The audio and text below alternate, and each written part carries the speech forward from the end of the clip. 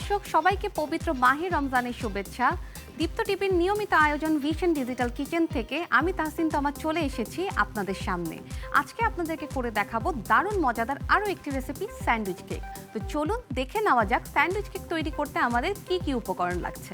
প্রথমেই লাগছে আমাদের লিকুইড মিল্ক, বেকিং পাউডার, ডিম,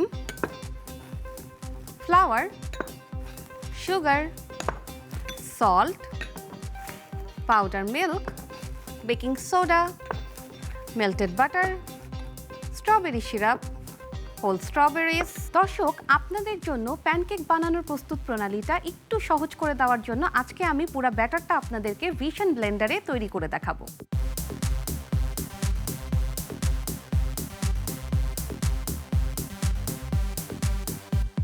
ডিমগুলো আমরা ভেঙে নিচ্ছি।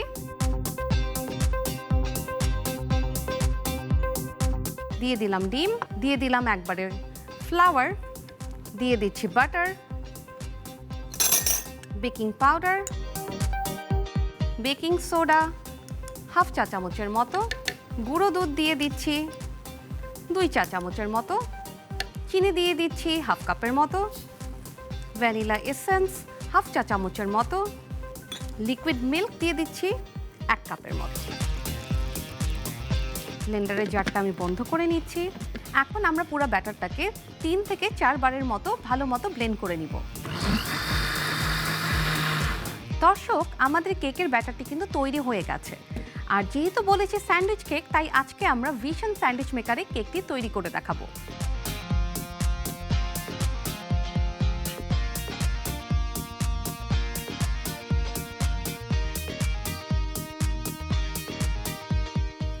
আমাদের ব্যাটারটি দেওয়া হয়ে গেল।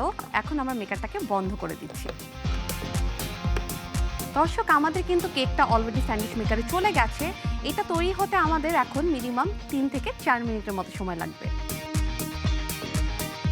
দর্শক, আমাদের কেকটা কিন্তু তৈরি হয়ে গেছে। এখন আমরা স্যান্ডউইচ মেকার থেকে বের করে নিব।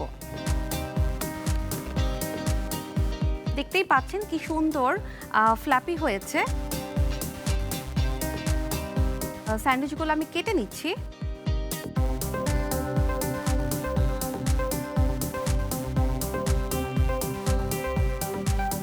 তো দর্শক, আমাদের স্যান্ডউইচগুলো একে একে কাটা হয়ে গেছে। এখন আমরা স্যান্ডউইচটাকে পরিবেশন করে নিব। চলুন পরিবেশন পাত্রটা নিয়ে আসি।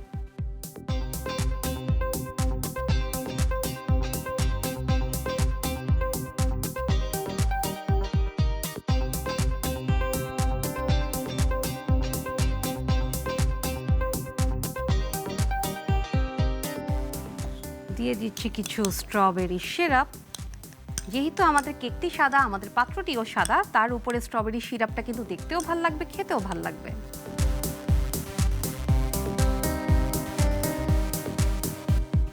আর লাস্টে অ্যাড করব কিছু ফ্রেশ স্ট্রবেরিজ।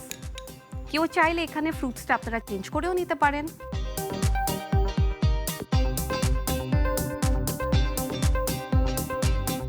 দর্শক, তৈরি হয়ে গেল দারুণ মজাদার স্যান্ডউইচ কেক।